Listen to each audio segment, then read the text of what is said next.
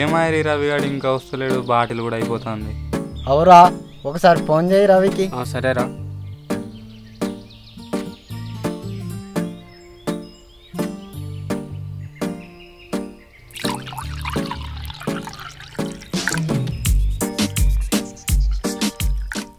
Hello, ఏడున్నావు Ravi?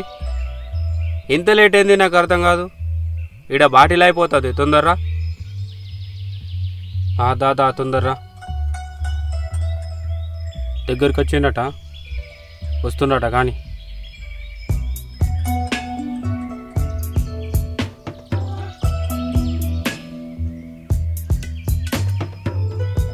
రవిగాడు ఎందుకో first స్టేషన్లో వస్తుండ్రా.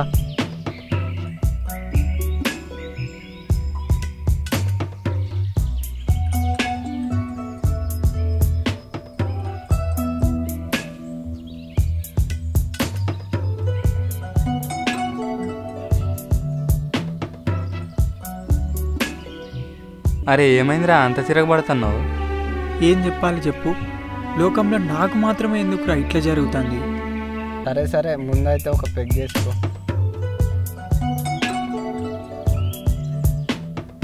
అసలు ఏమైందో చెప్తే కారా తెలిసేది. ఏం చెప్పాలరా నా బాధ. మనం కాలేజీకి వచ్చిన కొత్తలా మన క్లాస్ రూమ్లో ఒక అమ్మాయిని చూసినరా, మస్తు నచ్చిందా అమ్మాయి. మనకు తెలియకుండా రవిగాడు పెద్ద స్టోరీనే నడిపించిండ్రా. మరి రవిగాడు అంటే ఏమనుకున్నావు? అరే అరే, ఫస్ట్ నేను చెప్పేదిరా బాబు మొత్తం. ఆ రోజు ఆ అమ్మాయిని చూసిన తర్వాత మస్తు నచ్చిందిరా, అప్పుడే ఫిక్స్ అయినా ఆమెను లవ్ చేయాలని. అదే రోజు నేను కాలేజీ నుంచి ఇంటికి పోతుంటే ఆమె మా సైడే వస్తుంది. ఏంటప్పా ఇటు సైడ్ వస్తుందని నేను అప్పుడే షాక్ అయినా. ఆ తర్వాత కనుక్కుంటే తెలిసిందిరా ఆమె మా ఊరే అని, మా క్యాస్టే అని. అబ్బా, అదృష్టం మనకి ఈ లెవెల్ ఉందా అని అప్పుడే అనుకున్నా. ఆ తర్వాత రోజు నుంచి స్టార్ట్. ఇక కొద్దిగా లేవాలి, రెడీ కావాలి, అమ్మాయి గురించి వెయిట్ చేయాలి, కాలేజీ వరకు ఫాలో కావాలి. మళ్ళీ సేమ్, కాలేజ్ అయిపోయిన తర్వాత అమ్మాయి గురించి వెయిట్ చేయాలి, ఊరి వరకు ఫాలో కావాలి. ఊరు నుంచి కాలేజ్కి, కాలేజ్ నుంచి ఊరుకు. కొద్ది రోజులు అట్లనే జరిగిందిరా. తర్వాత ఒక రోజు ఇంటర్వెల్ టైంలో అనుకుంటా, మీరందరూ ముందరనే వెళ్ళిపోయారు. నేను బోర్డు మీద రాసుకునేసరికి కొంచెం లేట్ అయింది. కంప్లీట్ చేసి క్లాస్ రూమ్ నుంచి బయటకు వచ్చి మెట్లు దిగుతున్నా ఆమె మెట్లు ఎక్కుతుంది. కరెక్ట్ ఒక సిచ్యువేషన్లా ఆమె నా సైడ్ చూసి నవ్వింది మామా. ఆ ఫీలింగే వేరు. వచ్చే మూత్రం కూడా అయిపోయిందిరా. అప్పుడు అర్థమైంది నాకు ఈమెకు నేనంటే ఇష్టం అని. ఇక లేట్ చేయొద్దు, ఎట్లా వేసి రేపు ఈ అమ్మాయికి ప్రపోజ్ చేయాలని ఇంటికి పోయి నైట్ అంతా ప్రిపేర్ అయినా. కవిత అంటే ఏంటిదో తెలియని నేను ఆ అమ్మాయి గురించి ఓ కవిత రాసినంటే అర్థం చేసుకో మామా. ఆమె నేను ఏ లెవెల్ లవ్ చేస్తాను. ఇక పడుకున్నా, పొద్దుగా లేచిన, స్నానం చేసిన, మంచిగా రెడీ అయినా, 10 రూపాయల ఫెయిర్ అండ్ లవ్లీ పెట్టిన మా అమ్మాయి గురించి నేను. ఇక రెడీ అయ్యి అద్దంలో నన్ను నేను ఒకసారి చూసుకొని కరెక్ట్ ప్రపోజ్ చేద్దాం అని పోదామనుకున్న టైంలో పెద్దమ్మా అని ఒక సౌండ్. ఈ టైంలో ఎవర్రా పెద్దమ్మా అని పిలిచిందని పోయి డోర్ ఓపెన్ చేసి చూస్తే షాక్. ఎందుకు షాక్ అయినవరా? ఎందుకంటే ఏందిరా, నేను ప్రపోజ్ చేద్దాం అనుకున్న అమ్మాయి నా ముందర నిలబడి పెద్దమ్మ అంటుంది. పెద్దమ్మ పెద్దమ్మ పెద్దమ్మ పెద్దమ్మ పెద్దమ్మ గీదానికే గంత చిరాకు పడాలన్నారా? ఇక అట్లా జరిగిన తర్వాత కొద్ది రోజులు మస్తు బాధపడ్డరా. ఆ తర్వాత మూవ్ ఆన్ అయిపోయినా. ఒకరోజు మనం ప్రాజెక్ట్ కాడికి పోయినాం. అక్కడ నేను ఒక సెల్ఫీ తీసుకొని ఇన్స్టాగ్రామ్లో అప్లోడ్ చేసిన గంటకు నాకు కామెంట్ వచ్చింది. ఆ కామెంట్ ఏంటిదంటే, సూపర్ నైస్, 2 బొమ్మలు ఉన్నాయి. ఎవరబ్బా కామెంట్ పెట్టి నన్ను ఓపెన్ చేసి చూస్తే అమ్మాయిని. ఎవరి అమ్మాయి అని భయంతో మెసేజ్ పెట్టిన గంటకు రిప్లై వచ్చింది. బా, పోయిన అదృష్టం మళ్ళీ తిరిగి వచ్చింది అనుకున్నా. ఇక ఆ రోజు నుంచి స్టార్ట్ మావా చాటింగ్. పొద్దుగాలు లేస్తే గుడ్ మార్నింగ్, రాత్రి గుడ్ నైట్. ఆ మధ్యలో తిన్నవా, ఉన్నవా, పన్నవా, ఏం చెప్తున్నావు. 15 నుంచి 20 రోజులు ఇదే నడిచింది చూడిగా. ఈ 15-20 రోజుల చాటింగ్లా నాకేమర్థమైందంటే ఈమె గిట్టంగా నేనంటే ఇష్టమే అని అర్థమయ్యి ప్రపోజ్ చేద్దామని ఫిక్స్ అయినా. ఆ, ఈసారి కవిత లేదు, ఫేర్ అండ్ లవ్లీ లేదు, ఆ, డైరెక్ట్గా మెసేజ్లా సింపుల్గా ప్రపోజ్ చేద్దామని ఫిక్స్ అయ్యి ఇంటికి పోయినా. ఆ.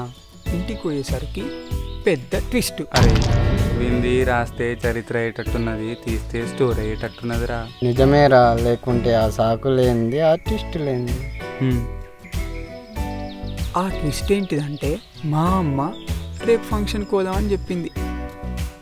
అబ్బా ఇప్పుడేం ఫంక్షన్ రా బాబు అనుకున్నా. సరే ఫంక్షన్ నుంచి వచ్చిన తర్వాత నీట్గా ప్రపోజ్ చేద్దామని ఫంక్షన్కి వెళ్ళిపోయినా. అక్కడ మా రిలేషన్స్ని, మా బాబాయిని అందరినీ పలకరించుకుంటే లోపలికి పోతే షాక్. నేను చాటింగ్ చేస్తున్న అమ్మాయి ఆ ఫంక్షన్లో ప్రత్యక్షమైంది. ఆ, అందుకు షాక్ అయినరా. ఆ, మెల్లిగా షాక్ నుంచి బయటకు వచ్చి ఉమ్, ఏమైందబ్బా ఇక్కడుంది, మన రిలేషన్స్లో ఎప్పుడు చూడలేదే, ఉమ్, మేబీ ఏ ఊరు అమ్మాయి గిట్టం కావచ్చు అనుకున్నా. ఉమ్. బా నాకు అదృష్టం గాడిద దండినట్లు దండింది అనుకొని ఎట్లా వేసి ఈ ఫంక్షన్ అయిపోయే లోపు అమ్మాయిని ఫ్లాట్ చేసి ప్రపోజ్ చేద్దామని ఫిక్స్ అయినా. అప్పుడు గుర్తొచ్చింది మామ నేను రాసిన కవిత. ఆ కవిత అదే 10 రూపాయల ఫేర్ అండ్ లవ్లీ రాసుకొని ప్రపోజ్ చేద్దామని అనుకున్నా. ఇక అట్లనే 2 రోజులు అయిపోయినాయి. నేను అమ్మాయిని చూడాలి, ఆమె నవ్వాలి, ఆమె నన్ను చూడాలి, నేను నవ్వాలి. ఆ 2 రోజులు అదే నడిచింది చూడిగా. ఆ నెక్స్ట్ డే అందరం తిన్నికి కూర్చున్నాం. పక్కన మా బాబాయ్ ఉన్నాడు. నాకేమో మస్తు ఆకలిస్తుంది. ఇంకెప్పుడు వడ్డించుతారా బాబు అనుకున్నా. అప్పుడే ఇక అన్నం కూర తీసుకొచ్చి వడ్డించిర్రు, స్వీట్లు కూడా పెట్టిర్రు. కరెక్ట్ తిందామనే మూమెంట్లా ముందల అమ్మాయి ఎవరితోనో మాట్లాడుతుంది. ఈమెవరో కనుక్కుంటే నాకు కొంచెం ఈజీగా ఉంటుందని పక్కనున్న మా బాబాయ్ని అడిగిన. బాబాయ్ ఆ అమ్మాయి ఎవరు, మన రిలేషన్స్లో ఎప్పుడు చూడలేదే, ఏ ఫంక్షన్ గిట్టంగా రాలేదు, ఇంతకు ఎవరు బాబాయ్ ఆ అమ్మాయి? అప్పుడు మా బాబాయ్ ఆమె నీకు చెల్లెలవుతుందిరా అని చెప్పిండు. నో మాటలు లేవు, ఆకలి చచ్చిపోయింది. ఆడికించి లేచి వెళ్ళిపోతుంటే అప్పుడు గుర్తొచ్చింది మామ మన స్కూల్లో కూడా నడిపించిన వారా. అది కాదురా, మనం చేసిన ప్రతిజ్ఞ గుర్తొచ్చిందిరా. భారతదేశం నా మాతృభూమి, భారతీయులందరూ నా సోదరి మనులను. ఆ ప్రతిజ్ఞ నేను మనస్ఫూర్తిగా చేసి ఉంటానేమోరా, అందుకే ఆ శాపం నాకు తగిలినట్టుంది. లేకుంటే నేను ఊర్లో చూసిన అమ్మాయి నాకు చెల్లెలు కాకటేంది, ఆఖరికి వస్తే ఇన్స్టాగ్రామ్లో పరిచయమైన అమ్మాయి చెల్లెలు కాకటేందిరా. బా ఇంత జరిగినా నువ్వు ఇంకా బతుకున్నావంటే గ్రేట్ మామా. నాకు కూడా చచ్చిపోదామనే అనిపించిందిరా. కాకపోతే ఇంకా ఫేస్బుక్ కూడా ఉందిగా అని ఆగిపోయినా. నీలాంటోడు ఒకడుంటే చాలరా, లవ్వుల సావులుండయి, చచ్చిపోయేటానికి నువ్వు పెద్ద ఇన్స్పిరేషన్ మావా.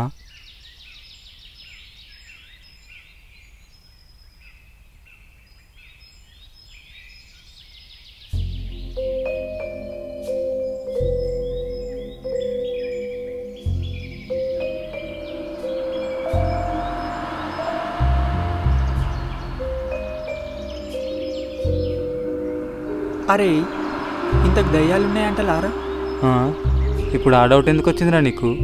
అంటే మనం మర్రి చెట్టు కింద కూర్చున్నాం గారా, అందుకే ఆ డౌట్ వచ్చింది.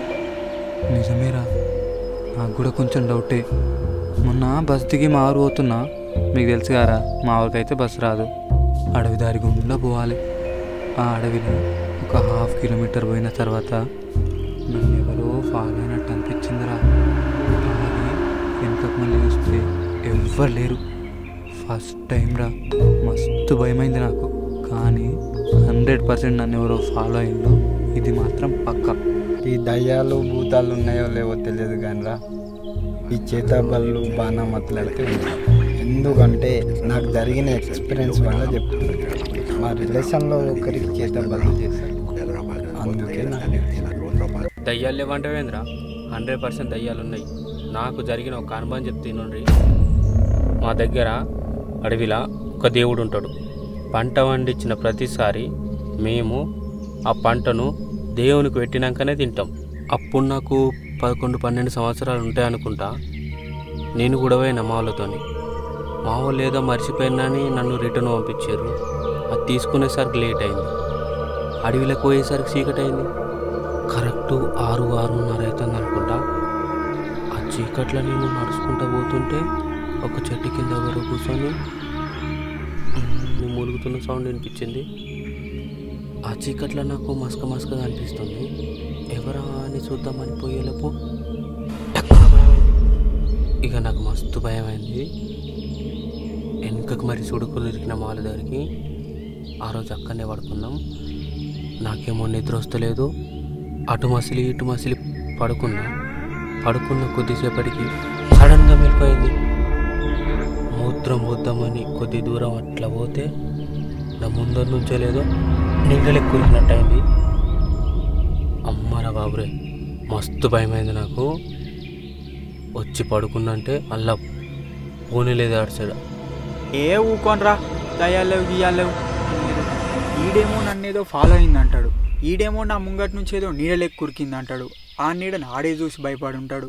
ఇక ఈడైతే అదేదో కొత్త టాపిక్కే పట్టుకొచ్చిండు. అయ్యో చేతబడులంట, బాణవతులంట, వాళ్ళ రిలేషన్స్లో ఎవరికో చేసిరంట. ఏ కాలంలో ఉన్నాంరా మనం? చదువుకున్నాంరా, ఇంక ఈ మూఢనమ్మకాలనే పట్టుకొని కూర్చుంటారా రా? సరే రవి, నేను చెప్పింది నువ్వు నమ్ముతలేవు కదా, ఒక పని చెప్తా, చెయ్యి. సరే చెప్పు, చేత్తా. మన ఊరి చివర పడవడ్డీలు ఉన్నాయి కదా, అక్కడొక వస్తువు పెట్టొస్తాం. నువ్వు అర్ధరాత్రి 12 గంటలకు పోయి ఆ వస్తువుని తీసుకొని రావాలి. నేను అనుకున్నంత వరకు అక్కడేవో ఆకారం కనిపించినంట, వినిపించినంట. ఒకవేళ నువ్వు ఆ వస్తువుని తీసుకొస్తే మేము దయ్యాలు లేవని నమ్ముతాం, నువ్వు గ్రేట్ అని ఒప్పుకుంటావు. అవునరా రవి, వీడు చెప్పింది నిజమే. నువ్వు పోయి పట్టుకొని వచ్చినవనుకో, నావి మూడో నమ్మకాలన్నీ ఒప్పుకుంటా, నువ్వు గ్రేట్ అని నమ్ముతా. ఏదన్నా పెట్టు, ఎప్పుడన్నా పెట్టు, తీసుకురావడానికి నేను రెడీ. సరే మరి.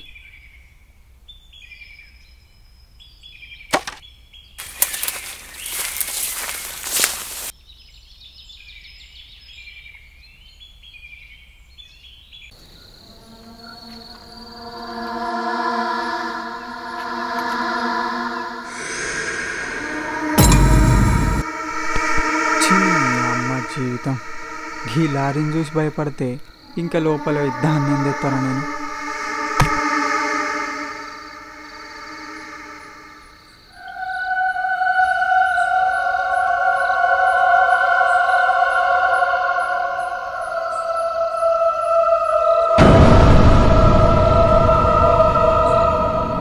అయినా భయపడేంత ఏముంది రీడా?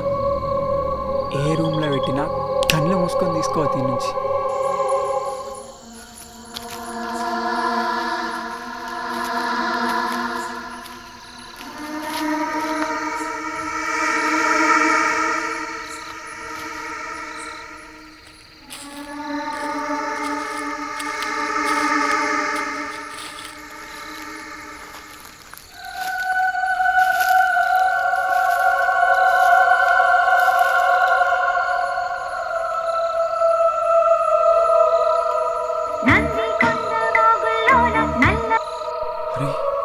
ఈ టైంలో ఎవరు కాల్ చేసింది? జీవితం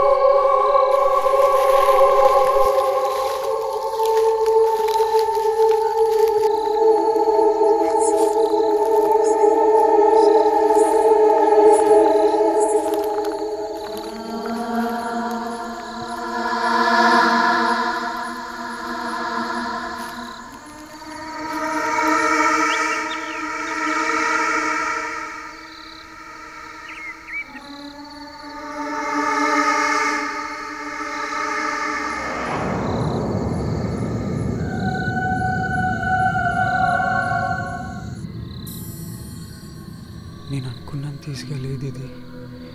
అమ్మని ఇప్పుడు ఈ రూమ్లో లేదు కన్నా.